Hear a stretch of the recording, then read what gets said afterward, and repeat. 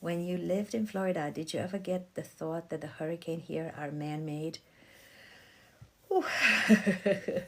I did, but that was the time when I used to think the Matrix was malevolent. But nowadays, I changed my tune, and I kind of feel like I really don't want to think that way. You know, like I'm the kind of person who I want to believe that the universe conspires in my favor. So for me to think that the hurricanes are man-made, that means I put myself in a victim state. And I refuse to do that, because if I put myself in the frequency of a victim, then what do I attract in my life? More of the same things, right? So I don't want to do that. I'm not interested. I just want to believe that the universe is conspiring to make the most beautiful things happen for me. Life is a school. Mistakes are lessons and growth is a diploma. Bruno, can I tell you what life is for me? It is a playground. Life is a playground, because I don't like to go to school. I don't want to go back to school. So I choose it to be a playground. Can we learn on the playground? Yeah. Mistakes are lessons, of course, but can we learn from our own play? Yeah. So I don't want to go back to school. So, hey, join me on my playground. Thank you. Paramahansa Yogananda, oh, several times. In fact, Paramahansa Yogananda is one of my spirit guides. Back in 2017, I got sick with hypothyroidism, and it was the beginning of my roller coaster ride and of my spiritual awakening. And that day when I started to feel really, really bad, I was listening to his book, The Autobiography of a Yogi, on Audible. And I was ironing a dress to go out and meet someone, one of my agents. I was a real estate broker at the time.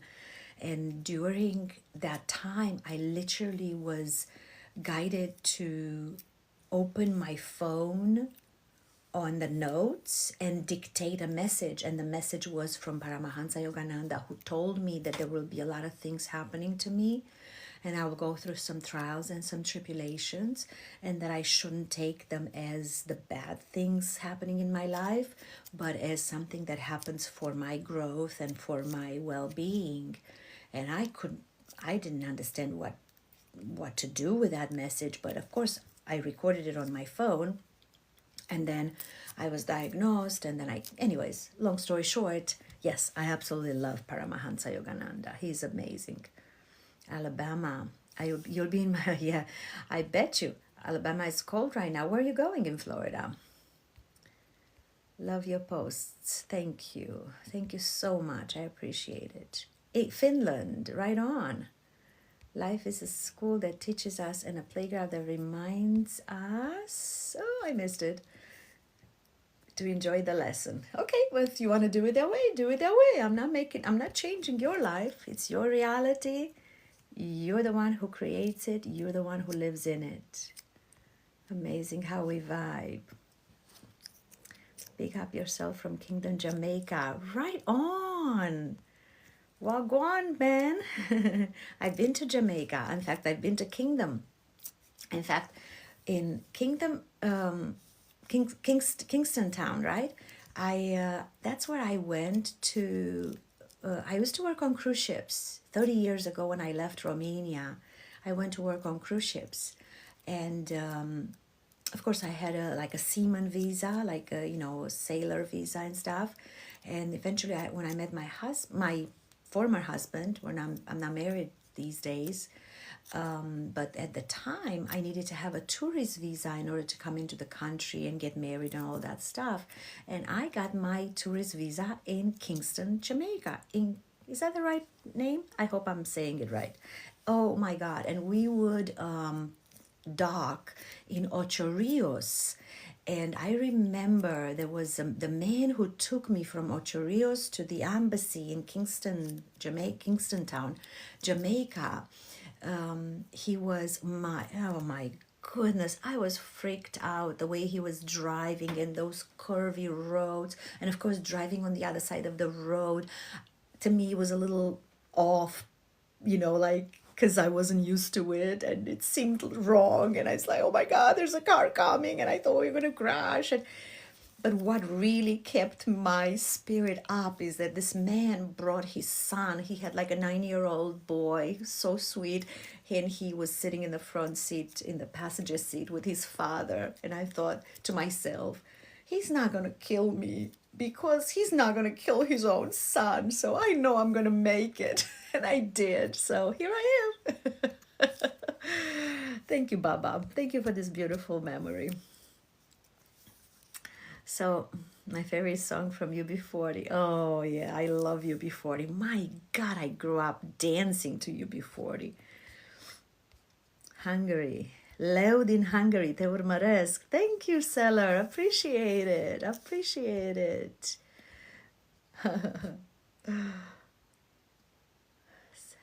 Oh, thank you.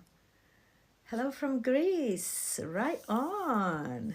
God, I see Greece constantly in my visions, so I will be there one day. I've been there, but I want to be there for a long time, to spend a few months and relax and just have a good time. Kingston Town, that's it, Kingston Town. South Africa. Okay, what wonderful. France. There's somebody else from South Africa here. Bună seara, Ina. Ina Ignat. Great. Romanians. My goodness, what a beautiful group got to put together right here. I can't believe it. I just decided to go live on a whim. I didn't plan it. I was going to edit a video. I'm working on a video right now. I'm working on a script related to, because I discovered something amazing. I've gone through my own self-actualization journey, but I did it the hard way. I did the shadow work. I did all the, childhood trauma healing, letting go of fear and limiting beliefs and all that stuff.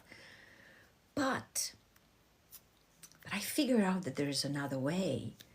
But this other way is very mental. Like, you have to be very, very much in control of your mind in order to literally step outside of the character you're playing right now and step into the character you desire to be.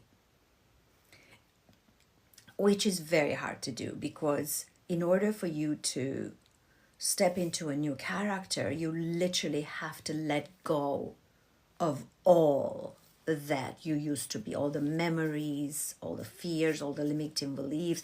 You got to let go of them. In other words, you have to be almost crazy. And by the way, crazy is amazing on this journey. I don't know why you guys are here. So many of you are following me. I get it. But for the ones who are not following me, just know that my whole,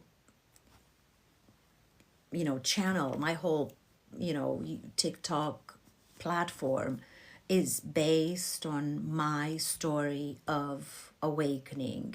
And I've been sharing it with you all step by step.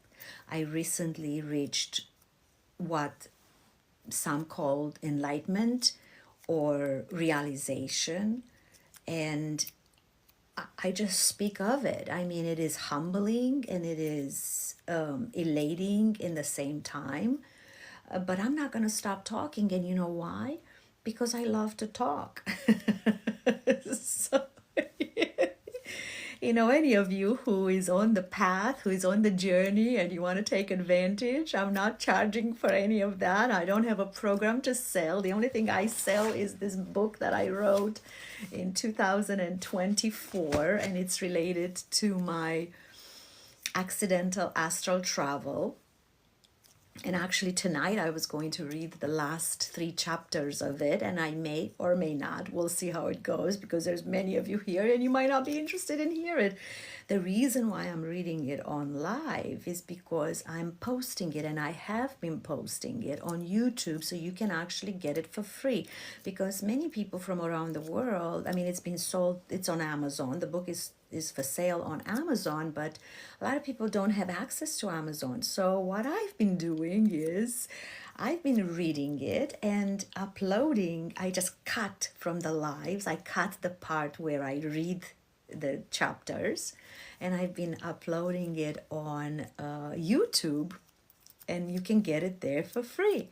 And why am I doing this? Because in this book, I teach you the same technique that I used, or I didn't use it per se, was taught to me by a group of 12 Arcturian healers on this journey that I took. It lasted about 7 months, where I went up to the star named Arcturus and met Arcturian healers. I met the Council of Elders, whom I channeled for a while. I don't channel them anymore, only because I know what's going on, because I woke up to the truth. But anyways, I want to give this to you guys because this was given to me, and I was specifically told that it wasn't given to me to keep, it was given to me to give to others. So that's what I'm doing. So I don't charge for this wisdom that I share with you. I don't have a paid program. I don't have a Substack, whatever. I don't do any of that. I can't be bothered. The only thing I really love to do is to talk. And if you guys are listening and you're taking home any of the wisdom that I have coming through me, as I channel through it, because I learned to get out of the way as Carmen, the Carmen that I thought I was. I just literally let her go. And as I get out of the way, the source speaks through me. And if you want to use this information, use it. If not, none of my business. If you have questions for me, hit me with it. If not, we'll read the book and we'll go from there. All right, there's like 53 messages. Let's see what's going on here. Hello, Levi, do you think it's a prison planet? Not at all. Absolutely not. No, absolutely not. And it is not a dark world. Let me explain something to you. Wherever you're going to go in your life, it doesn't matter where you are. If you feel that it's dark, it will always be dark. So in Romania, there's some Romanians in here who are listening. There is an expression we say, omul sfințește locul. And to try to translate it in English, the man, the human, the person blesses the place. So omul sfințește locul. In other words, wherever you're going to go, it's going to be exactly the same way as it was where you left. So no, it is not a dark world and is not a prison planet. There is no meaning to life. There's only the meaning that we give to life. So if you decide that it's a prison planet, your life is going to be a prison. If you decide that it's a dark world, the world is going to be dark. It is all up to you how this world is. It's entirely up to you, because mentally we create the universe that we live in. You see, we are the creators of our reality. We are, as Willy Wonka would say, the music makers, and we are the dreamers of dreams. That's right, Marina. Omul este în sine spațiu și locul. No meaning to life. Absolutely. The world is magic. Absolutely. Absolutely. What do you teach from exactly, or who taught you? Nobody taught me. I read thousands of books. I did a lot of meditations, like tons of I spent hours and hours and hours in meditation. I did many plant medicine journeys that opened my mind a lot. All of the information that I share with you guys, it's not really I'm not teaching. I'm not a teacher. I'm a storyteller. What you hear from me comes only from what came from within me. So, in other words, these are things that I discovered on my own. Did I find them in other writings? Absolutely. And I can tell you some of the books that you could go into so you can get, so you can, because all the books you read, all the information that you stumble upon does nothing but activate your inner algorithm. You see, we are an algorithm, a binary algorithm made of ones and zeros. We contain within ourselves the entire intelligence of the universe, but it's being shaded by all our fears, all our limiting beliefs, all our childhood traumas. It's like filter after filter after filter after filter, like viruses on a computer. Like if you have a full on, like you imagine a computer with the most sophisticated memory and with the most upgraded possibly program installed in it. But then you start having all kinds of, weird programs installed in it, viruses. Can you still use the original upgraded program? No, because all of these viruses are interfering with the original program. It's exactly what happens to us. We can't operate at our full capacity until we let go of all these viruses. And what are the viruses? All our fears, all our limiting beliefs, and all our childhood traumas. That's it. Once you get rid of all that, you're free to see yourself for who you truly are and to live your life with a full deck of cards, you see, because it's a game. It's all a game. So I don't teach. I just tell a story. I'm a storyteller. But if you want to learn, feel free. You do whatever you want with what I share. Sick things happening to this planet. Okay, you want to watch my video. There's a video that I posted a few days ago, maybe a week ago, where I talk about the evil in the world. There's no evil in the world per se.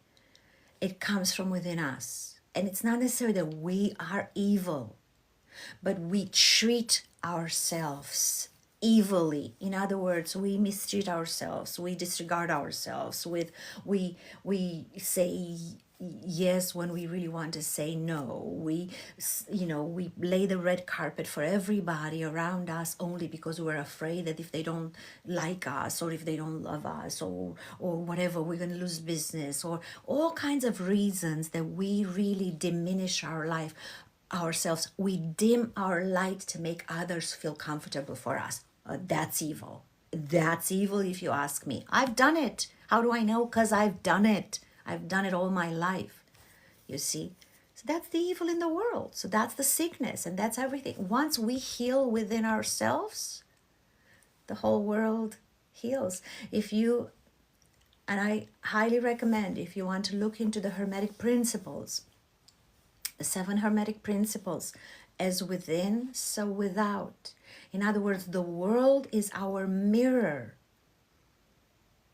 What we see outside of ourselves, and if we don't like it, that means we have to look within and say, what is it inside of me that I don't love yet? That's what we have to do. So that's how you heal the planet, Faye, by healing yourself. Did you feel like you lost yourself at one stage? Oh God, I lost my mind. God.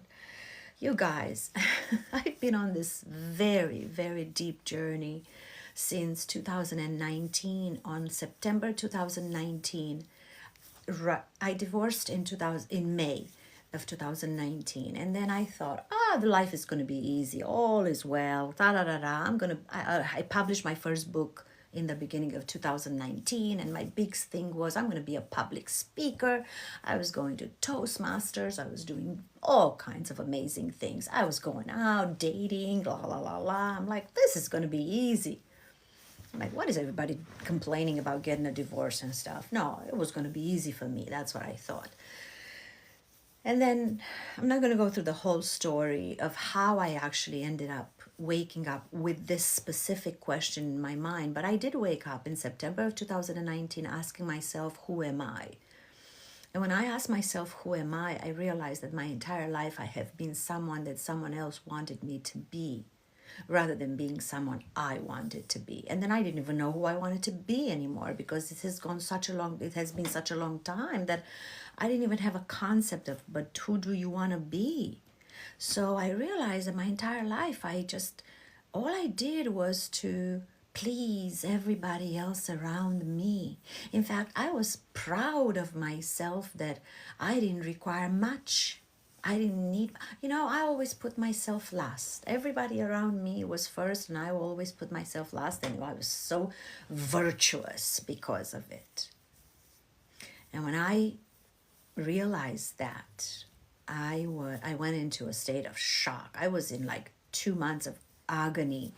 Fortunately, and this is how this universe works, we're being constantly given the tools to get ourselves out of the mess. Because I was in a big mess. That was the first one. That was the biggest one.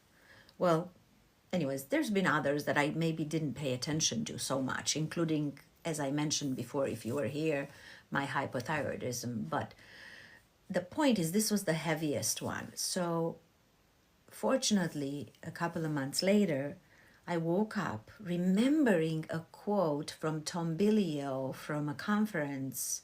At the time, I was a student of Mindvalley, and I had gone to a conference where Tom Bilyeu spoke, and he said these words. He said, "It doesn't matter who you are today. It matters who you want to become and what price you're willing to pay for." And I said, okay, it makes sense. Like, I don't know who I am now, but I can plan, like I can think, I can come up with a plan. I can take a pen to paper, and I can totally come up with some character that I want to put together. And I understand that there will be a price to pay, because every single time you change who you are, the people around you will fall away, because they're used to you being a big giver and an enabler and all the things that you do for others, right? The way you act towards others.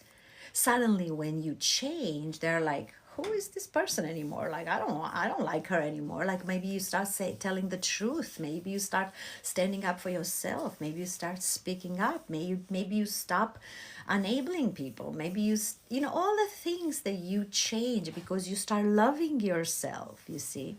So that's what saved me. So yep, absolutely, I lost my mind multiple times, but by God, in the end, I found my soul, and that is all that matters. Thank you for that question. All right, here's what I'm doing. I'm going to the very bottom of the question list. And so if I missed your question, you can put it back in, and I'll do the best I can to answer it. It's not so easy for people in pain with illness. Well, let me tell you something, Michelle. It is you who decides if it's easy or not. If you think it's easy or you think it's hard, you are right. Good evening, Ada. Sure, you're from Romania, and that means your name is Ada. My colega mea de bancă, her name was Ada in high school. And by the way, I want to say, Michelle, everybody is in pain. Everybody has some kind of illness. Everybody is suffering. Everybody's carrying a cross. The one thing we have to learn is to separate ourselves from the idea that our pain is more special than somebody else's pain. This is one step of helping yourself to step outside of the victim consciousness. Because if you remain in the victim consciousness, You're not going, I don't know what your purpose is in life, like what your goal is, what your dream is in life, what you want to achieve, what you want to accomplish. But if you do want to self-actualize, you can't get there from victim state. You can't get there from victim state.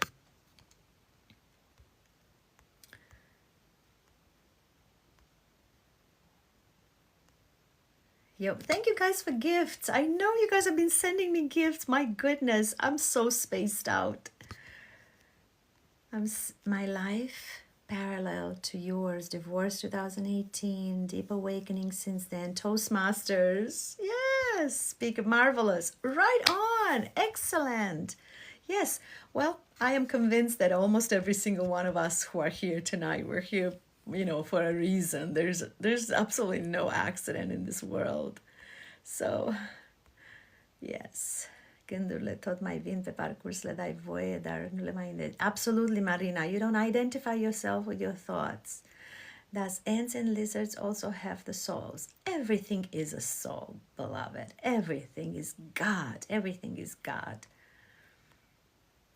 Inner knowing is there. We will quiet ourselves and ask the universe for information. Absolutely. That's it, Mother Magic. We have to practice stillness if you want to get your own answers, because you have all the answers within yourself. You don't need them from me. If you hear them from me, they may be confirmation for your own journey, but you don't need them. You already have them all within yourself. The only way to get them is to practice stillness. And when I say practice stillness, do a minimum of an hour a day in meditation to begin with. So that's the beginning of your journey. So in other words, practice 2 times 20 minutes minimum. Let's start with that. 2 times 20 minutes. You might not be able to do 20 minutes right off the bat. Do 10 minutes right off the bat. But you're going to want to get to at least 2 times of 20 minutes a day. And then do half an hour each. So do it for a while. And then periodically, like maybe you have a time when you actually can seclude yourself and maybe go someplace or at home where nobody's around or something, where you can literally sit in stillness. You don't stress over, but what if meditation is you have to remove all your thoughts and whatever. Look, it's not necessary to do that. All you have to do is to witness your thoughts, observe your thoughts. In fact, play a game with your thoughts and say to yourself, let me see what thought is going to come up next. And I promise you there will be no thought coming up next, because the moment you start observing them, they become self-conscious and they disappear. So that's what you do. But do it to the point where you're going to reach a place sometimes when you're going to have a good 2 hours or 3 hours of stillness, like you're sitting in your most comfortable place, whether it's cross-legged or with your legs in front, it doesn't matter. But sit there and just allow yourself to hear, to listen, to comprehend, to envision, because the perception is different. Some people hear, some people see, like I see all kinds of, like there's a whole entire, I love the way my perception is, because I see entire movies happening in front of me, full on dialogues and all that stuff, like everything is happening. But wait for it to come to you instead of you going to seek it, you see? But ask the question before you go in. Like when you go in, tap your third eye and say, thank you, beloved. Beloved being source, whatever you want to call it. Thank you, beloved, for giving me an answer to this question. And just ask a question, whatever that is, you see? And you will get the answer. It all exists within you. Yep, Levi, wonderful. Imagination is everything. Yes, absolutely. Imagination can take you everywhere. Well, Dulcika, you don't think you have trauma. Okay, so Dulcika is saying that she doesn't believe she has traumas. Everybody's talking about traumas. See, here's the catchy part about traumas. We don't think we have them because, oh, I didn't have any major things happening to me as a child, blah, blah, blah, blah, blah, blah. But I'm going to ask you a question. Have your parents Have your parents told you to your face, beloved child, I want you to understand this. I love you unconditionally. There is nothing you can do in this world that will stop me from loving you. If you didn't have that happen to you, then you traumatized. This is how trauma operates. Trauma means you didn't necessarily have to be hit or abused or in any kind of ways, although many of us have gone through some of these things. But it's not necessary. Trauma is related to what you have not received as a child in the form of love. What you needed as a child was not given to you. And because it was not given to you, your little mind as a baby, because you were a baby, and from the age of 0 to 8, your mind is in theta stage, which is a hypnotic state. And all you do is to sponge on everything, to interpret things. You see, you learn, you copy, you literally just say, okay, this is me, this is me, this is me, this is me. So if you don't receive love in the way that you wanted it, for example, from your parents, in your mind, you believe that you're being abandoned. You believe that you're not being loved. So because of that, you are going to go through your life and have encounters with people who are going to treat you the exact same way as your parents did. So in other words, if you haven't received love as a child, you're not going to receive love later on in life. And you're going to think, okay, if I was abandoned back then, I'm going to continuously be abandoned in my life.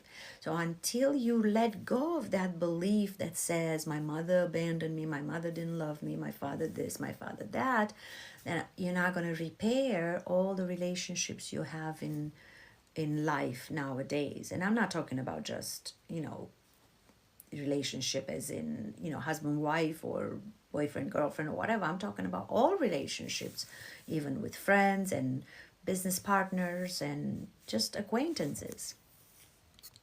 All right, I'm going to go at the bottom of this and I'm going to come up and see your questions. And if I missed your questions so far, please write them back in.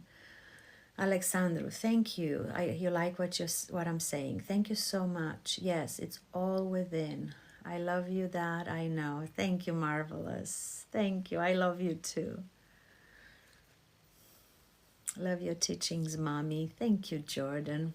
I do that and it's working. Awesome, Faye. Fantastic. Romanga. Yes, Sol. Yes, Lisa. I am Romanian. I started 5 minutes. Wonderful. Greetings from Germany. We love you. Thank you, Dr. Raya. Thank you. Thank you so much. I love you too. What do you do to get rid of childhood trauma? You do shadow work. You do shadow work. A lot of journaling. Get yourself a whole bunch of notebooks and pencils. Use pencils. Let me tell you why you use pencils. This is my secret. You use those mechanical pencils because if you use pens, so you use pencils because when you journal, you may want to journal when you go to bed at night, right? So when you lay in bed, I'm going to talk in a little quiet because my mother is asleep. So I'm trying to not be too loud and wake her up. I'm here in Romania, being in service to my mother. So but I'm doing the best I can to be with you guys as well. So let's go back to shadow work. So you get a whole bunch of notebooks, those student notebooks, and you get mechanical pencils. And the reason why you want to get mechanical pencils, because sometimes when you do your shadow work, you lay in bed in the evening, right? And you want to stay as relaxed as you can. And you want to write down. But if you write with a pen, with a ballpoint pen or whatever pen, then the ink falls backwards, and it stops writing. But if you write with a pencil, you're never going to run out of ink. So take that as the best tip you've ever heard today. Fan status is frozen. I love it. Not in my room. See, my room butts into the balcony, and my mother keeps the balcony windows closed because she has plants in there, so I can't keep my window open at night to cool my room. And the heaters that basically are not, yeah, I actually put it on just 2, but I can't go below 2, so it's hot anyway in the room. So anyways, I'm still learning what's going on here with the whole infrastructure. So we have God's soul who we are praying to. We don't have, we are soul. We are God.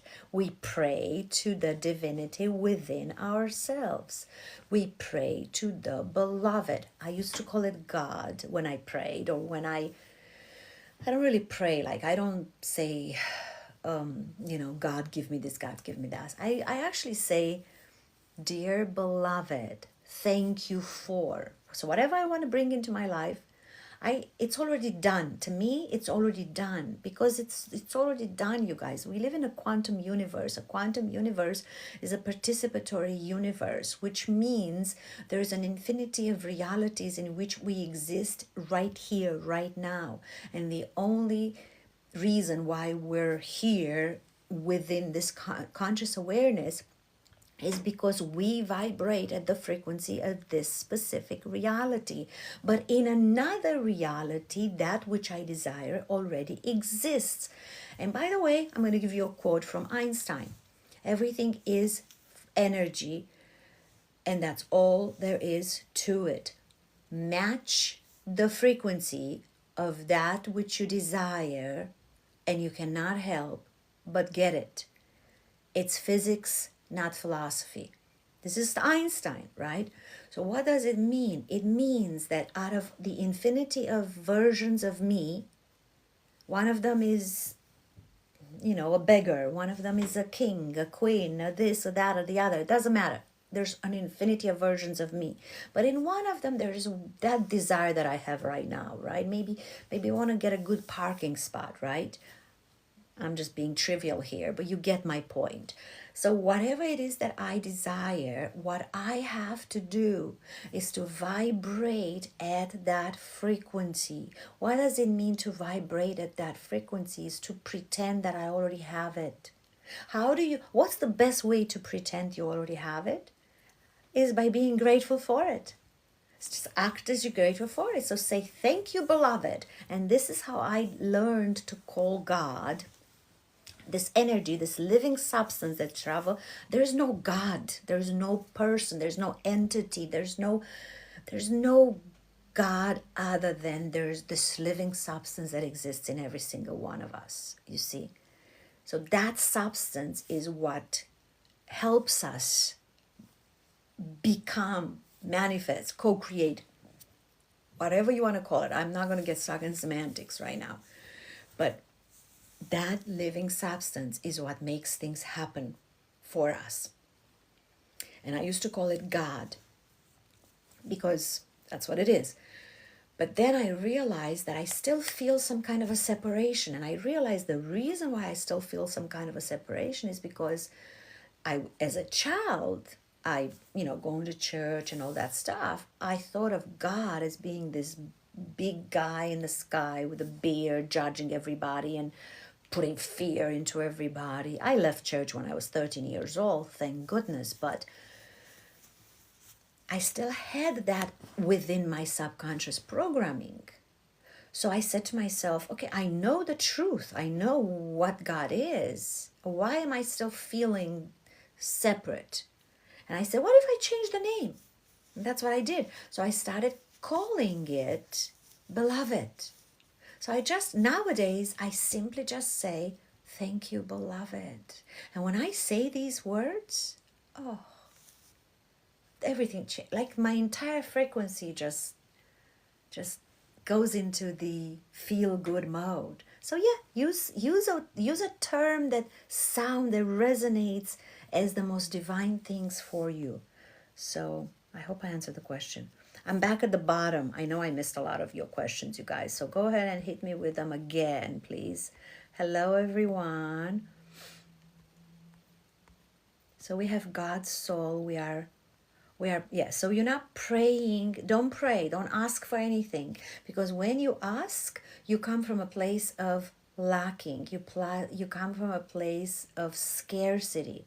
You declare. And what do you declare? You declare gratitude for something that you already have, because you already have it in the quantum field. All you have to do is to vibrate at that frequency. Let me know if you get this. Let me know if you got it. Pencils rule, Alexandra. Yes. Michelle. Hello, Michelle. What time you start your lives? I don't have a schedule and I don't commit to anything, Luandile.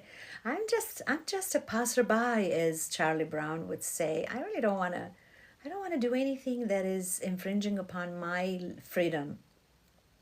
Ray, love from California. I knew it. Romanian here too. Corina, great. Nice to meet you. I'm Înțeles, little chica. You got it? And feel free to ask me any questions. Reach out to me. I don't coach. I don't have programs to sell. But if you guys are in a pinch, reach out and I'll answer your questions. I love your hairdo above all. Thank you. I call it my crown. It's actually quite rebel. Like, it goes this way. It went this way by itself. I didn't put it this way years ago when it happened.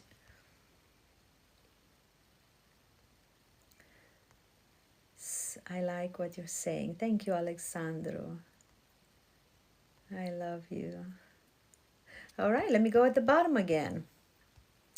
All right, hit me with questions. I got it. I have been studying quantum. Okay, yo mama. Yep, absolutely. That's it. That's it. We live in a quantum universe. Once you understand quantum physics, you understand everything. Linda, thank you so much. Thank you. Thank you, Ter. Why did Jesus Christ die on the cross? I don't know. I have mixed feelings about that. I really don't believe Jesus died on the cross. I think it's just a story that was fed to us to make us feel guilty and ashamed that we're human beings and we're sinful and we're pitiful little puny little bastards, because that's the only way they can control us. I don't know. You can believe whatever you want. I'm not telling you to believe anything. I'm just telling you what comes from within me. I don't believe Jesus died on the cross. Was he killed? Maybe. I don't think any of that happened. Now, it's all symbolic, you see. It's all symbolic. All of these stories, and there's a couple of videos that I did in the middle of November, because in the middle of November, on the 15th of November, I had an experience that shifted everything for me. I had my Kundalini awakening back in 2021. In other words, I had my Christ consciousness rised up. But on the 15th of November, and somebody, by the way, asked me if I still do plant medicine journeys. Every now and then I still do. And on the 15th of November, I had a very powerful experience where I had the Sophia awakening, which I had no idea about. I was not into the whole Sophia and divine feminine. It wasn't on my agenda. And it happened. I literally had a lightning bolt go through my body. Not a physical lightning bolt, but my body felt like I was being activating by a lightning bolt, and it was shown to me, but the feeling was divine, like I was in the most sublime state. And I was told that is the Sophia activation, and that is the state that we must always be in order to be aligned with the divine creation. The feeling of feeling good. You know, when God created the world and then stepped back and looked at it and said, it is good.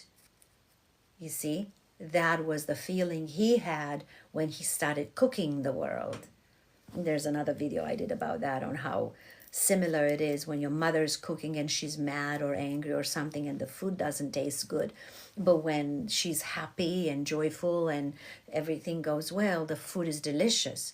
Well, when God looked at the world and said it is good, clearly that was his state of mind before he created the world. I say he, but there is no he. You understand what I'm saying, right? Like, I'm not talking about a person, I'm just talking about energy. So,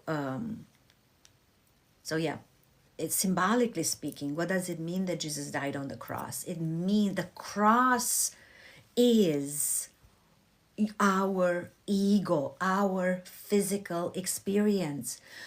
Look at the the Mecca and in Israel, all the Hebrew and the Muslim and whatever, they actually worship this cube, right? What if you take this cube and open it up? What does it give you? It gives you a cross. The cube is Saturn, is the physical body, is the matter, is the flesh. Being crucified on the flesh means to surrender the ego. It's all symbolic, you guys. All of the stories that we learned about, all of the religions, all of the philosophy, everything that we ever learned about, they're all symbols of our spiritual awakening. The idea is for us to detach ourselves of the story that we are a person, that we are born on a certain day, that we're supposed to go to kindergarten and to school and marry and have children and go to work and work our asses off and get sick and take medication, go to doctors. And I'm not going to go into any conspiracies, but vote for a certain party, hate the person who votes for the opposite party. Don't, it's all a story that was fed to us. It was literally fed to us. And we said, okay, I'll do it. But if I was to ask you this, and I want you guys to participate here with me and let me know this, answer this question for me. If you were right now born and you start having your consciousness, right? Let's say you were never indoctrinated by anybody from childhood, right? No mother, no father, or not. You simply lived in a pure, blissful state. You received everything you needed: love, attention, affirmation, validation, everything you needed. You weren't indoctrinated with anything. And suddenly they put you in a class and they say, okay, what do you want to do in your life? Would you pick this life? Would you pick this life? No, you would not. You would not pick this life. I'll tell you what you would pick. I want to travel the world. I want to go climb the Everest. I want to go sail the Pacific. I want to go sail the Mediterranean. I want to go to this. I would do so many. I want to go paint. I want to dance. I want to sing. I want to do so many things that make my heart sing. Not this bullshit that was fed to us by a group of people who want us to believe that we are puny, little, sinful, pitiful bastards. There I go. I went on a rampage. Tarina, I hope you're happy. So no, Jesus did not die on the cross. This is simply symbolic that we must let go of this bullshit story that we have been fed for millennia. We create our own story, you guys. Okay, think of the movie, The Truman Show, right? I did a video about it. Look through my videos. You guys look through my videos and you're gonna awaken if you look through my videos. They are real life awakening. Everything that you see, thank you for the stars, wonderful, appreciate it. Everything that I go through, I share with you guys because I can't keep my mouth shut. Not because I want to share, because I love to talk. That's it. So if you guys want to listen to what I say, you're going to learn my entire life experience of my own awakening. You see, Truman, what did he do? He suddenly realized that the life he was living was a setup. It's exactly the same thing. The life we have been living is a setup. None of it is our choice. None of it was Truman's choice, you see? And none of it is our choice. So we just have to sail to the end of that door, to the end of that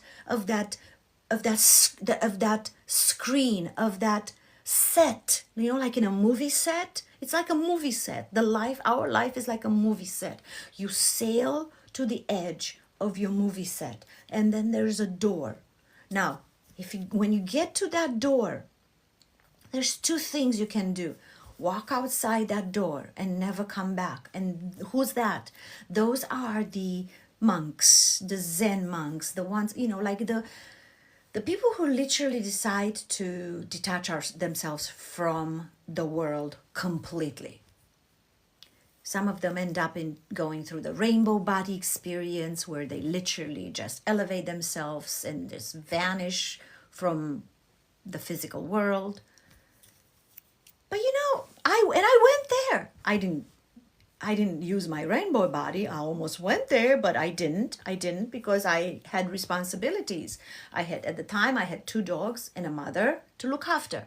So I said, I can't do that. That was not on the table. I said, when I don't have responsibility, I may or may not. But I stepped outside in the sense that I really had no drive. Like, I wasn't interested in this life anymore. I wasn't interested in dying either, but I wasn't interested in living either. But then at one point I realized, wait a minute, I actually love this life.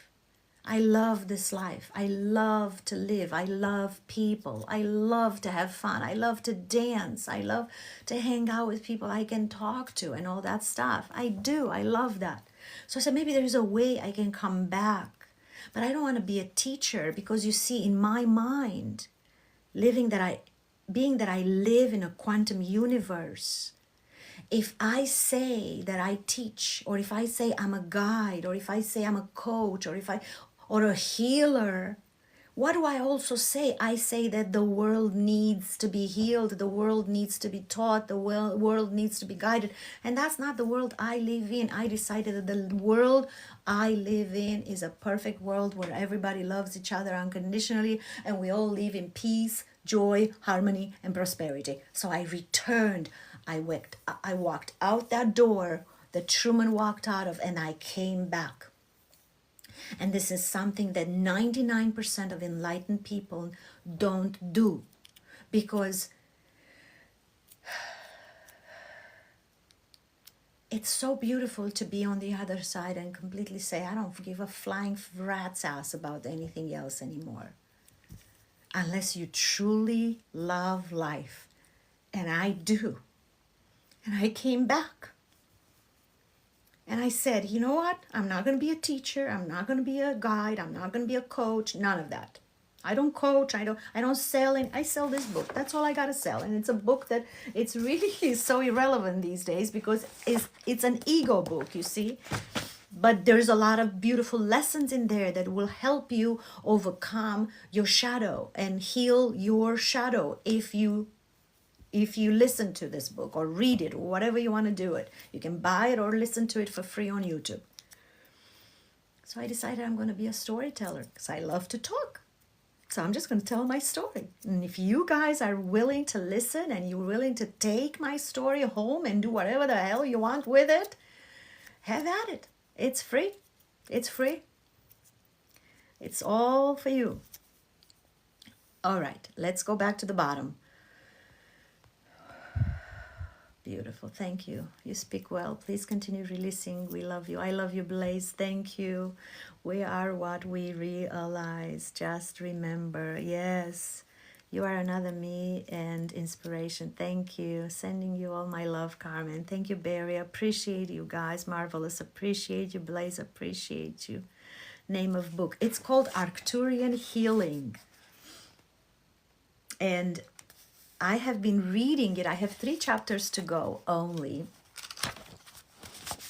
But the rest of it is already uploaded on YouTube. You can find it on Amazon if you desire to purchase it.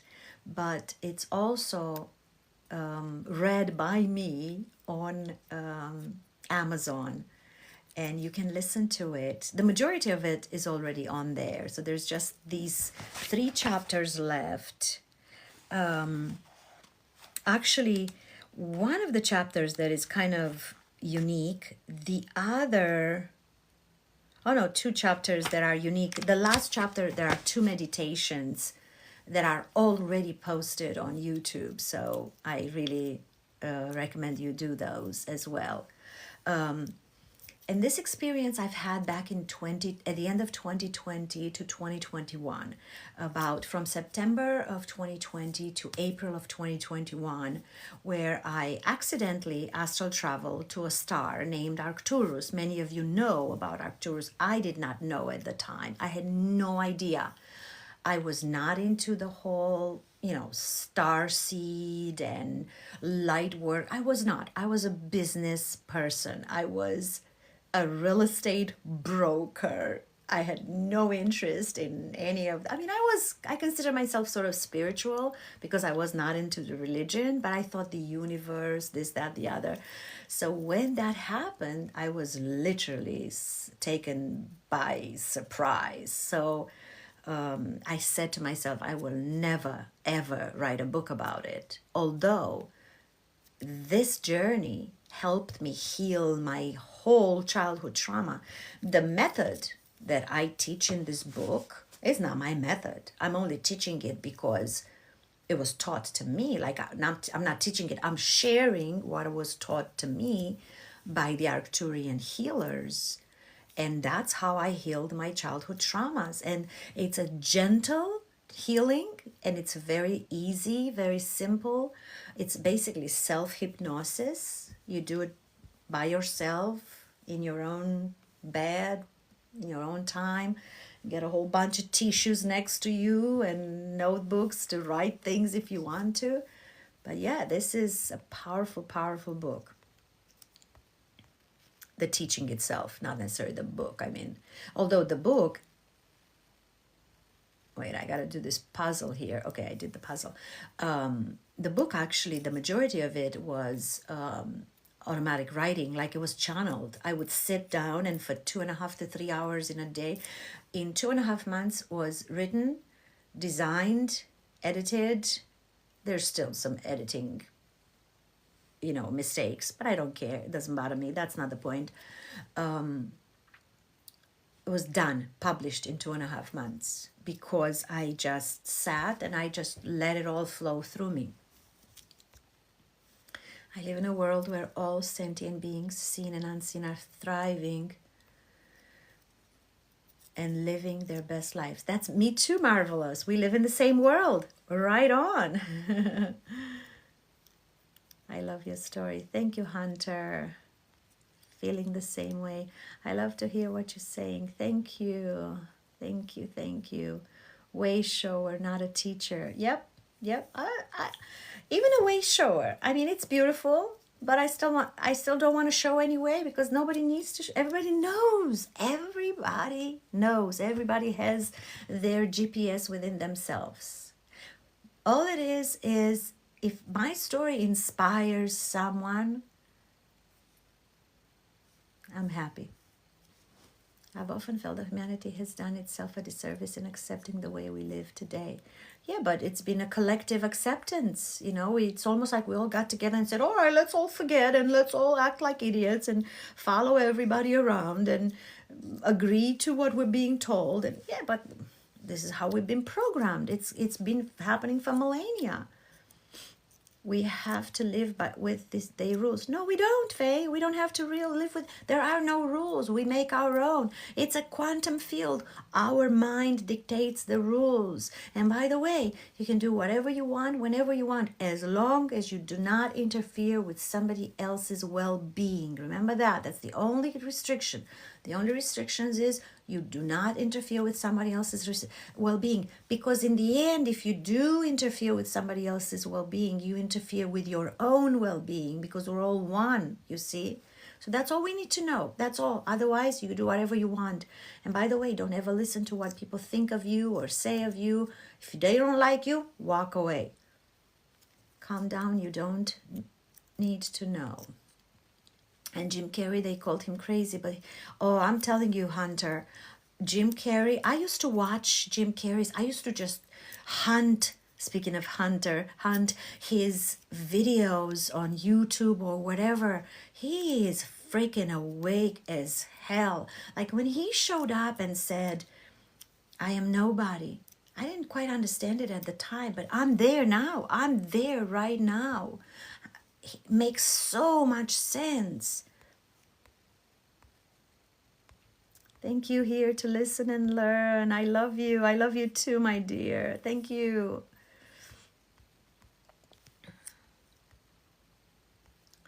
Okay, I'm going to go back to the bottom. Planned indoctrination. That's right. Political figures. Yes. We can't be giving our energy to puppets. How about we say it this way? How about we take our energy and we channel it towards ourselves?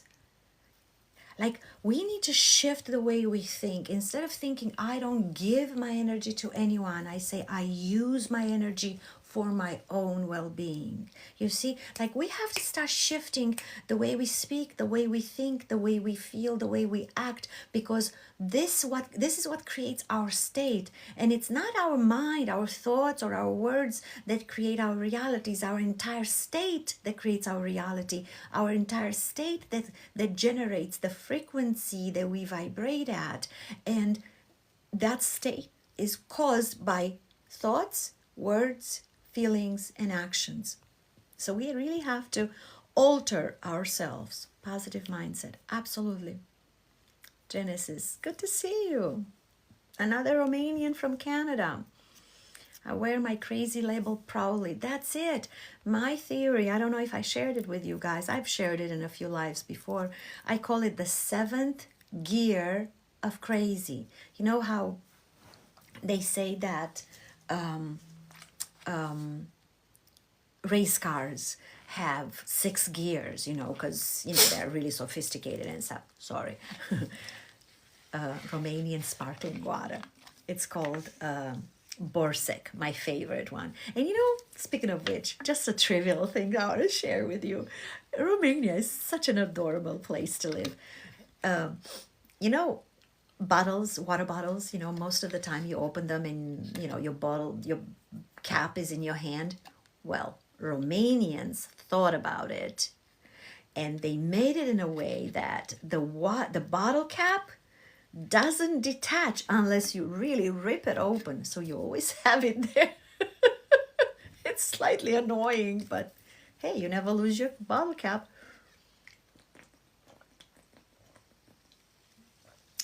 This is my favorite water.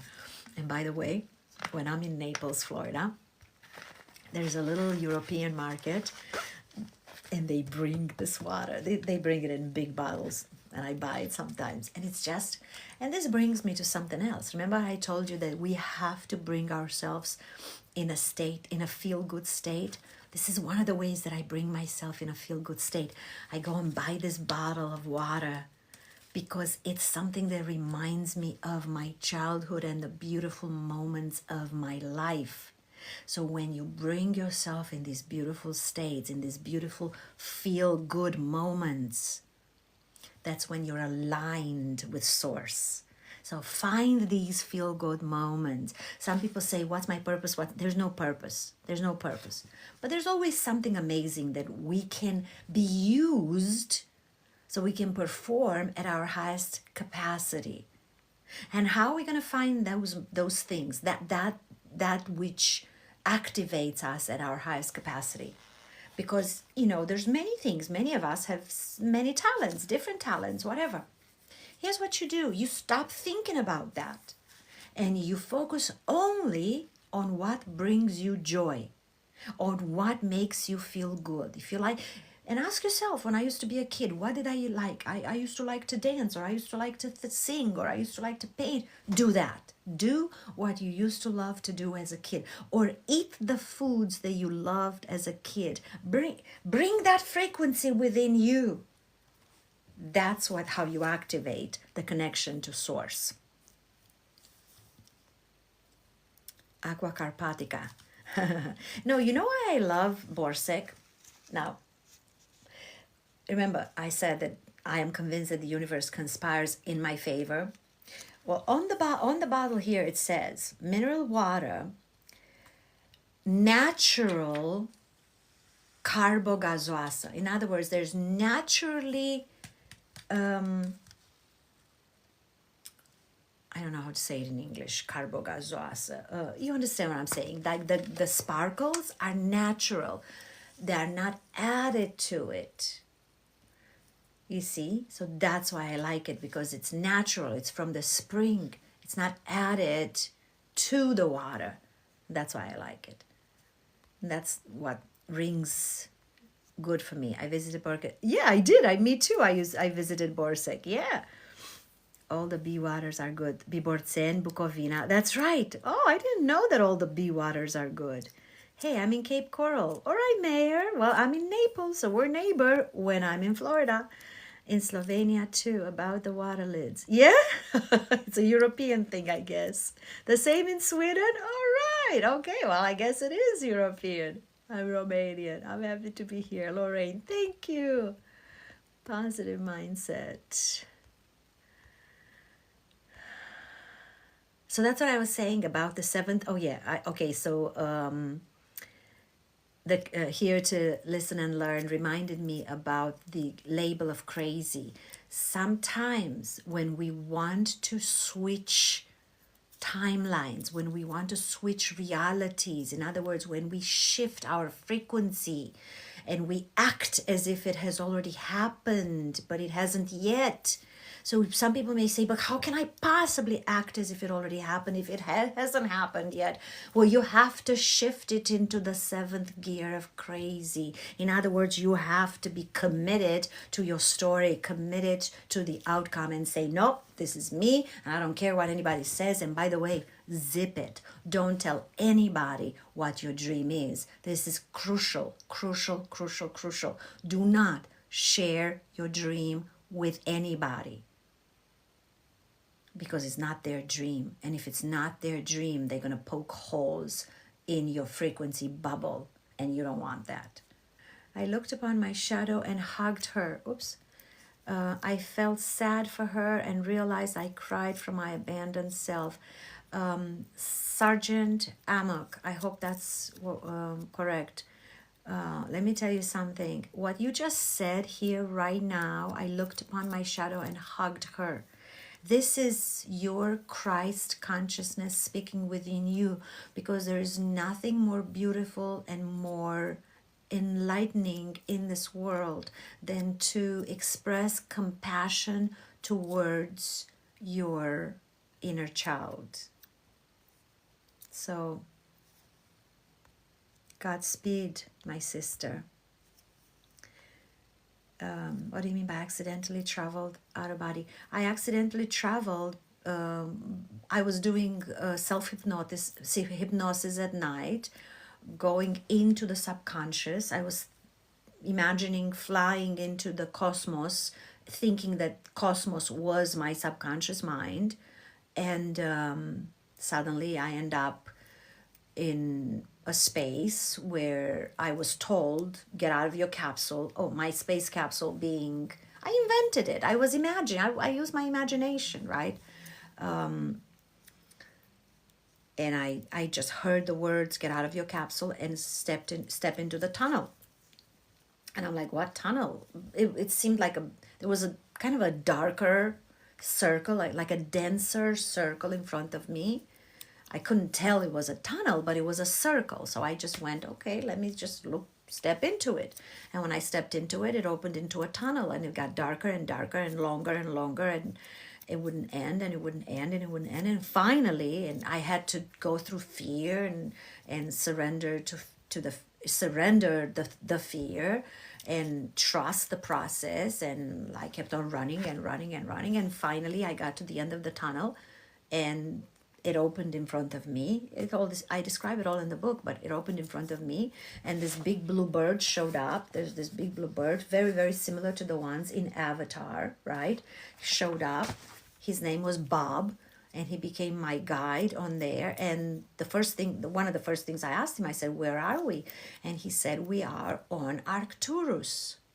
I had no idea what that meant, but we kept on talking and talking. And at one point, I didn't wake up I didn't, but I was. Like, I wasn't asleep. It wasn't a dream. It was consciousness by location. That's what really astral travel is.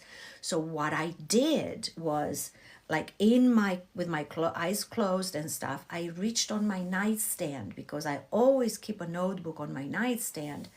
So I reached with my hand on the nightstand and I grabbed that little notebook with a pen, and I opened it somewhere, like, I towards the back, so I know that I'm not writing on a page that it's already written, because I didn't want to turn on the light or open my eyes. And I just opened the notebook, and with the pen, I wrote in as big letters as I could, that I could fit them on the notebook. I wrote Arcturus, and I just closed it down and put it back on the notebook, on the nightstand.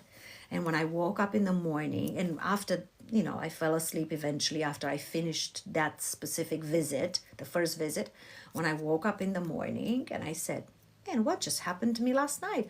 And I Googled it, because I had no idea what Arcturus was. I mean, there's a lot of people who know these things. I didn't. I was not privy to this. Pleiadians, Arcturians, Andromedas. I had no idea. So I started Googling, and I'm like, holy crap. Oh my God. People, oh my God, books written about it and all that stuff. And I'm like, I was scratching my head. And then I bought a book right away. Anyways, if you want to listen to the book, you get the point. Okay, I'm going to go to the bottom. Malcolmy from Tennessee, thanks for sharing the transformative wisdom. Thank you, Malcolmy. Malcolmy, I love it. What a wonderful name. Eternally grateful. Lisa, living the dream. How are you, my lovely sister? You just answered some of my questions for you. What were they, Alexandro? What were the questions? Carmen, hello, beautiful soul. Hello, beautiful soul in chat. I love it. God is you, God is me, and the space between everything. That's it, Corina. You got it. Go. Thank you for the roses, Lisa. I love it. All right. I realized I was the one doing the abandoning, so I'm working on that. Yes, absolutely. It's always us. There was a beautiful quote. God told me to love my enemy, and I listened and loved myself, because we are our own enemy. That's all there's to it. I'm sometimes trying to get what my creator God is. Sometimes it's only as my parents. It's only as my parents. Can you tell me what is God? Okay, I did that, didn't I? What's the book? I did that. Marvelous. So when you look at another person, that is the creator. Okay, so I want to share a little exercise with you guys. There's something I learned from Neil Donald Walsh. I took a course with him, maybe in 2019 or something. And he said that he did something beautiful that kind of helped him see the world in a different way. You walk every single day, decide, this week I'm going to look at everything as if it's God. And the way he said it is, if I'm God, everything else is God. And if everything else is God, that means everything is me. So he would say, there I am. I am that. There I am again, right? There I am again. So whoever you meet, you look at them as, that's you. In what way they are a reflection of you. But not just people. You take the garbage bin, the trash bin, and look at it. In what way you are the trash bin? In what way you are the tree? In what way you are the lawnmower? In what way you are the vacuum in your swimming pool? So analyze every single thing with awareness that you encounter in your life, and find out in what way. It's 11:10. This is a beautiful number for me in my life. So I just wanted to say it because I noticed it. So, in what way you are all that is? And when you start looking at life that way, when you start looking at every single person you encounter, at every single thing, every bird, every dog, every cat, every bag that floats around that somebody threw away and didn't make it into the trash bin, you are that. That's when you start surrendering the ego. And that's when you start realizing that you are all that is. So, Lisa, you're here, darling. Do you want to join me on the live? I've been on for maybe an hour and a half or so, but if you want to join, hop on in, honey. Lynette, thank you. Lisa is my my partner in crime sometimes on these lives. She's the one who watches for messages, and Blaze came the 7th when you said that, and Blaze came the 7th when you said that. Oh, you I'm not sure I'm understanding this correctly. Are you saying that, Alexandro? Nikos, thank you for the rose. Blaze, thank you for the heart. Oh, Blaze, oh, wonderful. Thank you guys for. I'm so clueless. I know you guys are sending me gifts and hearts and roses and stuff, but I really have no idea what's going on. All I'm looking at the messages. I don't want to miss your questions. The star. I love the stars. Alexandro, I love you. Thank you. Thank you so much. Thank you, thank you, thank you. Okay, so what's this here? Lisa. Okay, Lisa's coming in. Let's go, Lisa. Hello, beautiful. There's Lisa. Okay, everybody say hi to Lisa. It's lovely to see you. Love to see you. So Lisa is a hypnotist, and I know she's doing a lot of wonderful things. Tell us about you, Lisa, because we have, I think because of the time frame and because I'm in Romania, we might have a different group. So just tell us about yourself, Lisa. Let me bring my camera up really quick. Yes, do that. I'd like to see your face. Yes. Flow Master, good to see you. Long time, my friend. Go ahead, Lisa. Sorry. No worries. Getting you into the tribe. I get easily excited. Okay, there we go. Now we're stable. And camera. Yes. Hello. Hi, everybody. It's so beautiful to see your face. Everybody say hi to Lisa and follow her and follow each other. Follow each other. There's such a wonderful group here. Tell us about you, Lisa. I know you're doing hypnosis, but you also do a lot of other things. I know you're certified in a lot of wonderful things, and I know you can help a lot of people break through some traumatic events of their lives. And yeah, and I'm grateful that you're here tonight. Well, thank you.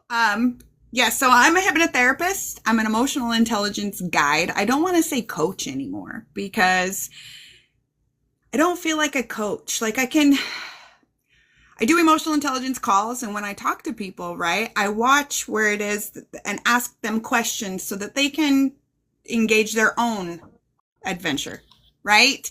It's when we're running those narratives, sometimes we are paying attention to the narrative that we're running and not where it can go. So we open up the energy.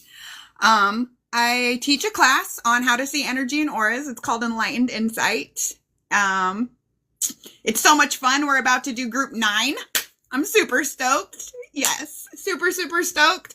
And right now, today, Carmen, I am officially booking my flight to Ecuador.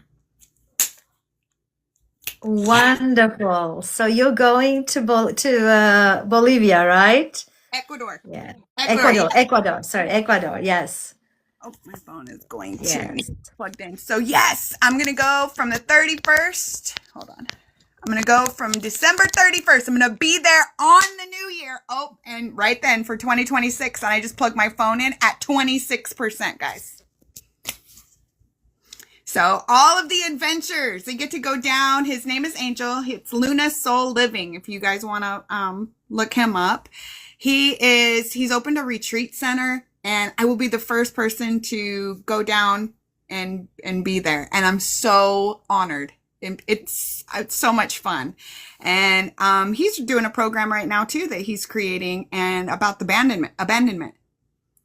He's really, and knowing yourself, figuring out, releasing that old identity of what it is. The 12-week program. So yeah. Super stoked. So to add to this, from my understanding, is this man Angel, what he does there, a lot of people do, in South America and Central America, they do a lot of plant medicine retreats, which is beautiful and it's amazing. But the problem with some of these retreats is that you go in, you do the ayahuasca, you do the whatever, but then you come home and then you return to the same life, and you kind of go back to the same exact patterns of behavior because you didn't actually integrate the lessons or the revelations that you had during the plant medicine, because it's really a sacrilege to do plant medicine without integrating it. And this is what Angel is doing. That's the focus of his retreat, correct? The focus of his retreat, and he's helping people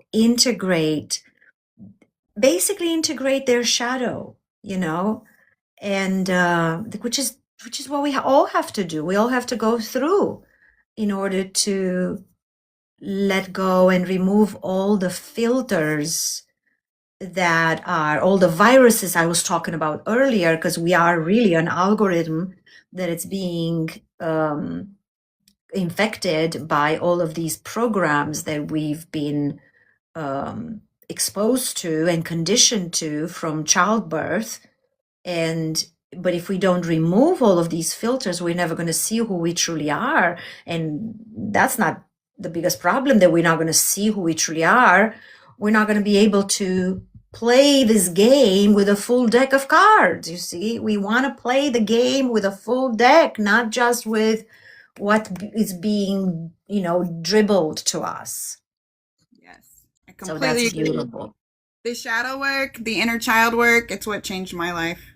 And then the hypnotherapy was like the icing on the cake for that. And it just fine-tuned it, right? Finding where the beliefs were from my childhood, right? Because when we're looking at the integration of the shadow, right? Of when we are activated in an emotional state, I no longer say triggered. When we're activated in an emotional state, guys, that's your opportunity to go in and find where it is, like taking radical accountability for what it is that is your experience, because it's going to be reflected, as Carmen was saying earlier, right? Everything that you see outside of yourself in some way is of you.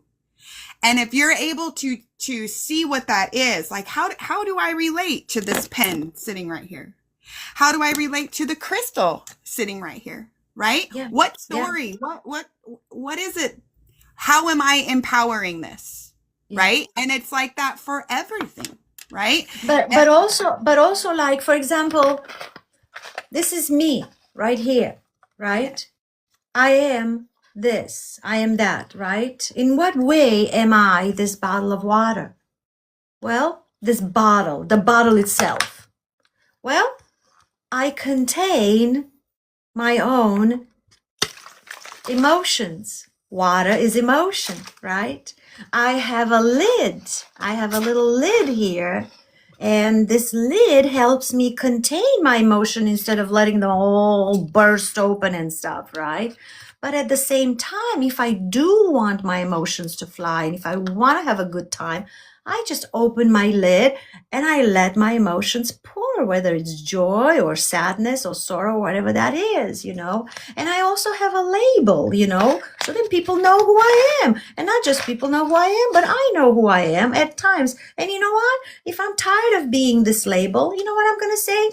I'm not going to identify to this anymore. I'm going to free myself and I'm going to take this stupid label out. And I'm not going to call myself a bottle of Borsig water anymore. I'm going to be a completely free bottle. And that's who I am. So this is how we are. We learn to identify ourselves to absolutely everything, because when we identify ourselves with everything, we disidentify from everything.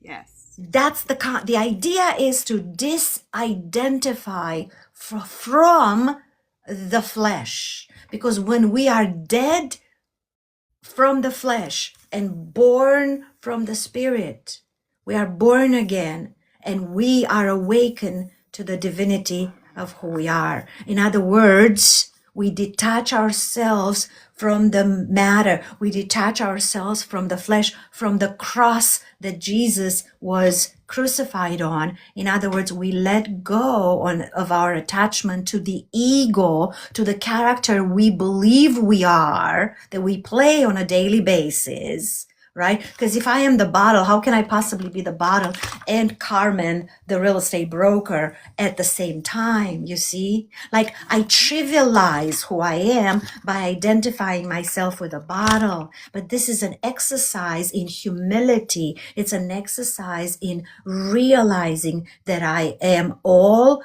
and nothing at the same time. Yes. If you guys haven't checked out Carmen's book or her content, it is beautiful. It is beautiful. And one of my favorite things, my absolute favorite things about you, Carmen, is the consistent evolution, you guys. She's sharing. She's like, okay, so this is where I was here. And then she'll have these realizations and these downloads. And she's like, oh my gosh. And then it will evolve. And she shares the entire thing. And it's beautiful to be a part of, to experience. Like, I'm like, oh my gosh, Carmen. And things will be brought into my reality that she mentions, like in that beauty, in that time. In fact, what's really funny is that it was in the beginning of maybe the 12th or the 10th of November or something like that, in that ballpark, where you and I were on a live together. And I brought up the fact that I watched a video with a guy who was making the comparisons between mystics and occult. Because this is what triggered my enlightenment, really. So, and I was like, okay, so what mystics do is they experience God. But what occults do, they use tools to experience God. In other words, they don't directly experience God. They use tools to connect to God, right?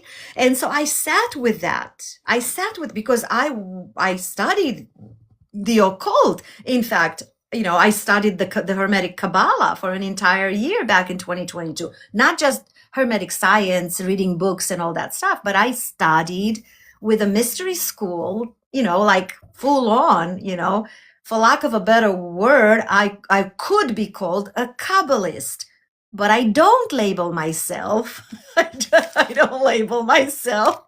So I don't call myself a Kabbalist. But some of the things that I learned made perfect sense. And by the way, everything is occult. The crystals, the meditations, the yoga, it's all occult, And so, and from there, I literally sat with it and meditated on it. And it finally occurred to me that there's nothing wrong with anything, but they're all just steps to a ladder, the rungs to a ladder. So that's why it's so beautiful to have these kinds of conversations, because when you talk to somebody who has the same kind of understanding, they say something that will click.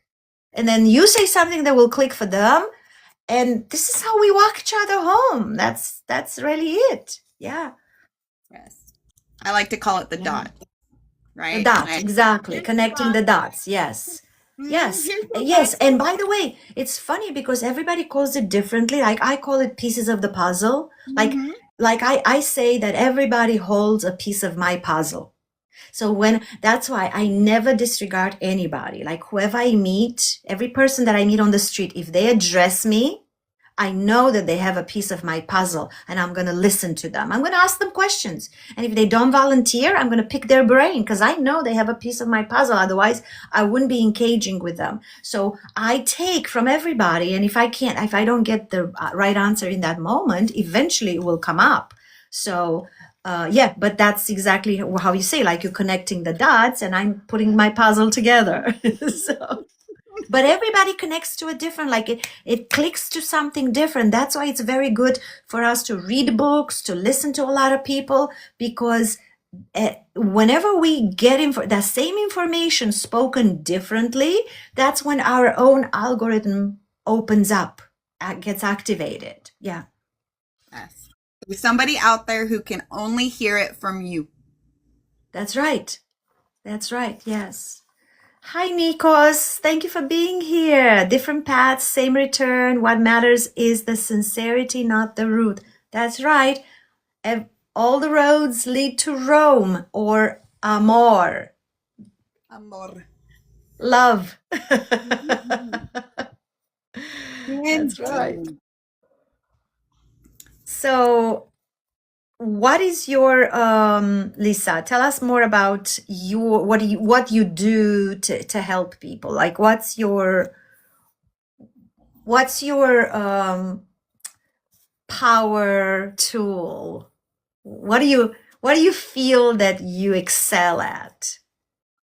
Listening. Active listening. Listening, yeah, yeah, Listening to help people explore their own reality versus me telling them what it is. You know, yeah, because I feel yeah, like our realities are created via belief, right?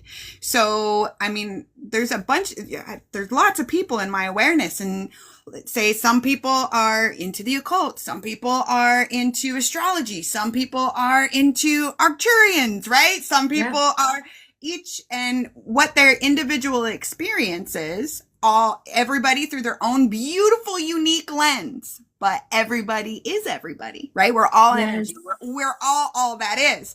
And so for me, I like to, I live for the moments where it's like that one perspective. It's like, well, what about this? And they hadn't noticed, right? Like they yeah, weren't there. And then that perspective, it like, I like to call it collapse the wave, right? Like, yeah, whoosh, and they'll go, yeah, whoosh, and their whole stuff their whole awareness will expand. That yes, each time, and I feel it. And if I'm looking at them, I see it in their field. You know, it's so fun. Like for me, that's to be to be in the. It's an honor.